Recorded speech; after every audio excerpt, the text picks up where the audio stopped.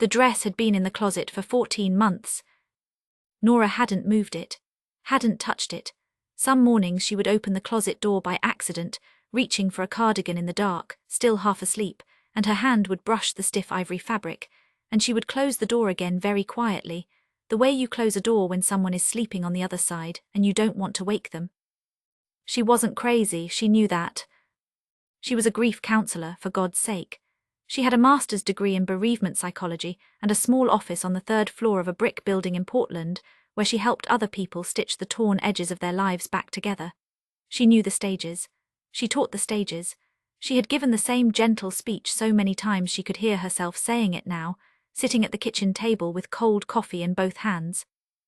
Grief is not linear. There is no timeline. Be patient with yourself. She hated herself a little for how hollow it sounded. Daniel had died at 11:47 in the morning on the day they were supposed to be married. Not in front of her, not at the altar, which would have been cinematic and terrible in its own particular way. He had died in the parking lot of St. Augustine's Church, 3 minutes after arriving, before he'd even gotten out of the car. A brain aneurysm, the kind that announces itself with no symptoms, no warning, no curtain rise. His best man had found him slumped in the driver's seat, still in his tuxedo, one hand still on the steering wheel. The coroner said he had probably felt nothing. Nora chose to believe that. It was the one mercy she allowed herself. She had been inside the church when it happened, standing in the bridal anteroom with her mother and her 2 bridesmaids, letting her mother fuss with the cathedral veil. She'd been laughing at something. She couldn't remember what, only the laughing and then the door opening and the expression on Father Connolly's face. That was 14 months ago. She had moved back into her apartment alone, the one she'd been planning to give up. She'd gone back to work 6 weeks later. She had survived Christmas and Daniel's birthday, and what would have been their first anniversary. She had sat through each of those days with a kind of quiet, methodical endurance that felt more like arithmetic than living. And then, on an ordinary Wednesday in September, with the rain coming sideways against the kitchen window, she started dreaming about him. Not the dreams she'd had before, those frantic, soft-focused dreams where he was alive and everything was fine, and she'd wake with the loss crashing down fresh all over again. Those dreams she knew. Those dreams were grief's cruelest trick. These were different. In these dreams she was standing in a room she didn't recognize. High ceilings, old wood floors, tall windows filled with a grey, sourceless light. And Daniel was there, but he was standing at a distance, as if there were a line between them he wasn't permitted to cross. He looked like himself, exactly like himself. The jaw she'd memorized, the slight unevenness in his left eyebrow, the way he stood with his weight on one foot when he was uncertain. He was wearing the tuxedo. He always wore the tuxedo. "I can't come closer," he said in the first dream. "Why not?" she asked. He looked down at the floor between them as if measuring the distance. "There are rules," he said, "about this." "About what?" He looked up. His eyes were the same warm brown, but something moved behind them, something that was not quite memory and not quite sorrow, something older than either. "About coming back," he said. She woke up, the clock read 3:12 a.m., the rain was still going. She lay in the dark for a long time, her heart doing something complicated in her chest, and told herself it was her brain doing what grieving brains do, constructing comfort, filling absence with facsimile. She would know. She literally had a degree in this. She went back to sleep. He was still there when she did. "You're dreaming," he said. "I know, I'm not asking you to believe anything." "Then what are you asking?" He was quiet for a moment. The grey light moved very slightly, the way light moves on water. "I'm asking you not to sell the house," he said. She hadn't been back to the house since the week after the funeral.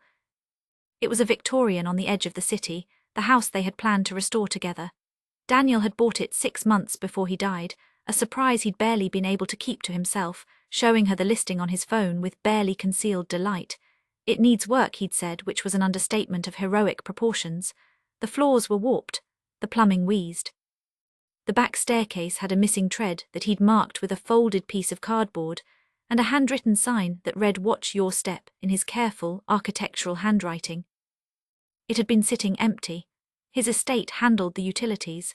His sister Nora called every 3 months to ask gently if Nora wanted to sell, and every 3 months Nora said she wasn't ready, and they both pretended this was a temporary state of affairs. After the third dream, Nora drove to the house. She stood in the driveway for 10 minutes before she got out of the car.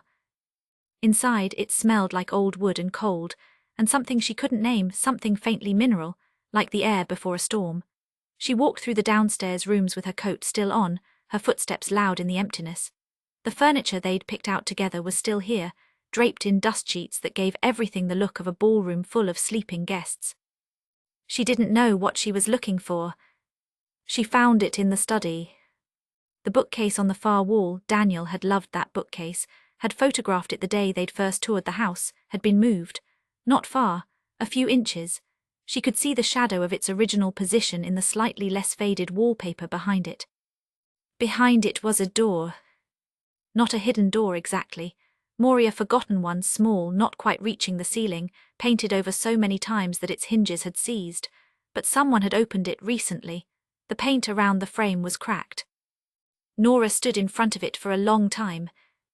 She thought about how in her fourth dream, 3 nights ago, Daniel had said, "There's something in the house you need to find." And then, when she'd pressed him, he'd gone quiet in that specific way he had gone quiet when he was deciding how much to tell her. She had loved that about him once, the way he parceled out his silences like gifts. She tried the door. It opened with a sound like a long exhale. Beyond it were stairs, narrow, unpainted, leading down. A basement she hadn't known was there. She used the flashlight on her phone and went down. The basement was one room, low-ceilinged and cool, smelling of clay soil and old paper. Most of it was empty, but in the far corner on a wooden shelf that looked newer than everything else down here were 3 things. A leather journal, a small velvet box, the kind rings come in, and a letter, her name written on the envelope in Daniel's handwriting. Nora sat down on the cold concrete floor. She opened the letter last. She couldn't explain why. The journal first. The entries were undated, but the handwriting evolved, the early pages cramped and uncertain, the later ones fluid and sure. It was not Daniel's handwriting.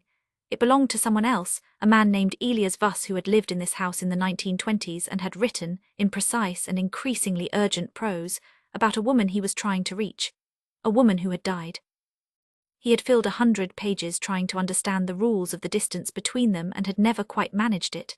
The last entry read, "She is not lost. She is only elsewhere. I am learning the grammar of elsewhere." Nora sat with that for a while. Then the velvet box. Inside was a ring, not an engagement ring, not any ring she'd seen before. Old silver, set with a flat grey stone that seemed to absorb the light from her phone rather than reflect it. No engraving, no explanation. Then the letter. She read it 3 times. "Nora, if you're reading this, then things happened the way I was afraid they might. I want you to know first before anything else that I am not sorry I loved you. I want you to hold on to that. I don't know how to explain what I found in this house. I don't know how to explain what I learned or who showed me. I only know that something in the walls of this place holds the space between what is and what was, and that I understood when I found it that I had been given a choice. I chose to come back for you, even knowing the cost, even knowing the rules. The rules are this: I can find you in the space between sleep and waking. I can reach you there, but I cannot stay and I cannot ask you to wait for me. That is not love. That is a cage I refuse to build for you. What I can do is tell you that the ring in this box will help you find me. In dreams and perhaps in other places, I have not yet learned to navigate. And I can tell you that I have not gone where you think I have gone. I am in the house, Nora. I am in the walls and the floors and the way the light comes through the east window in the afternoon. I am in the grammar of this place. And I am learning how to come back properly. Destroy neither the ring nor this letter. Trust the dreams. I love you, present tense. This is not past tense. Daniel. She moved into the house. Her therapist thought this was a significant development. Her mother called it concerning. Nora, Daniel's sister, had gone quiet for a long time on the phone and then said very carefully, "I think he would have wanted that." Nora didn't tell any of them about the letter. She wore the ring on her right hand.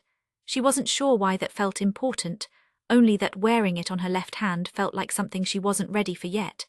The ring was cold against her skin for the first 3 days, and then, without her noticing the transition, it wasn't. The dreams intensified. He was still across the room, still observing the distance between them, but he seemed more solid now, more present. When he spoke, she could feel the sound of it somewhere in her sternum, which was new. "You found the letter," he said. "I found everything," she said. "The journal, Elias Vuss." Something moved through his expression, something that looked almost like relief. He was here before me. He understood more than I did at first. "Did she come back?" Nora asked. "The woman he was trying to reach."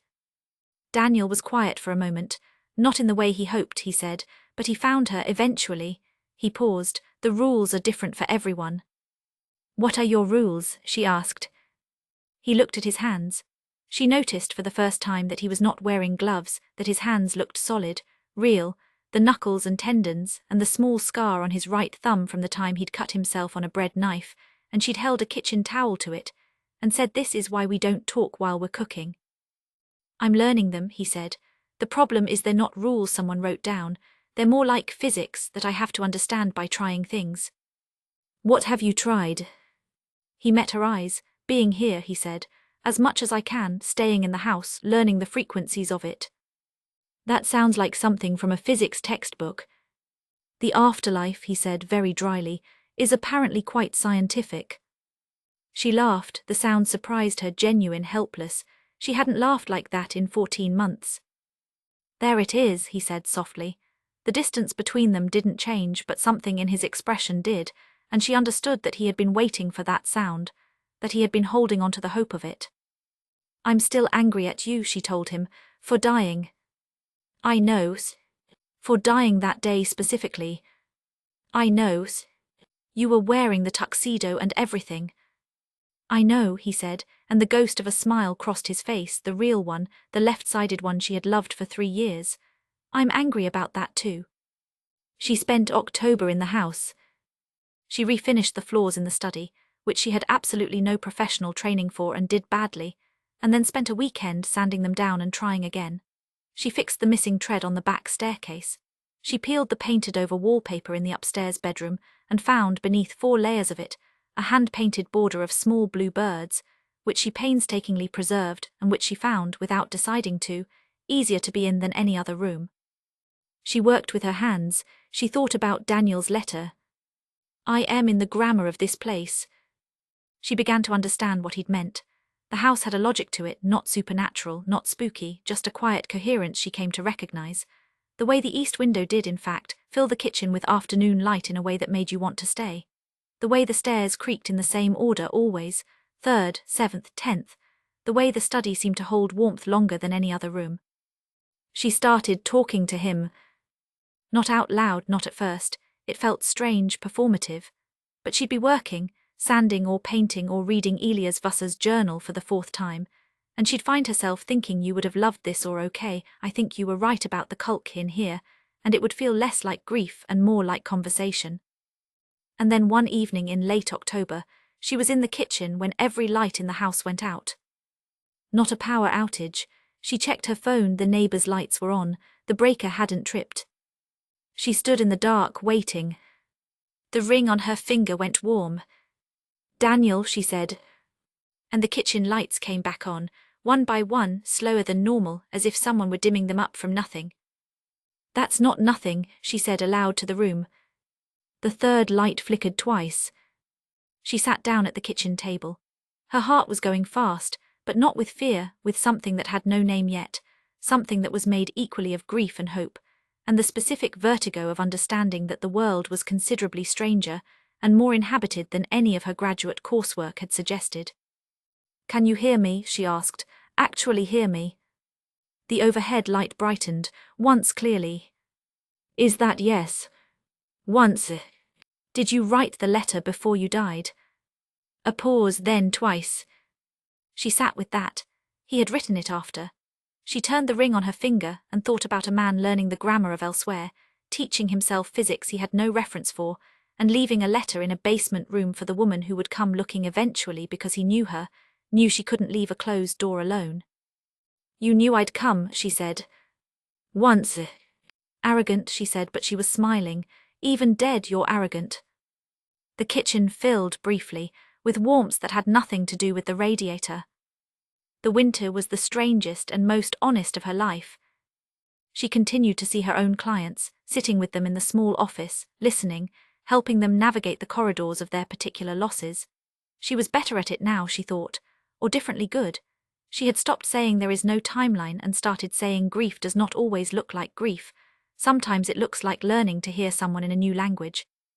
Her clients found this comforting in ways she hadn't expected.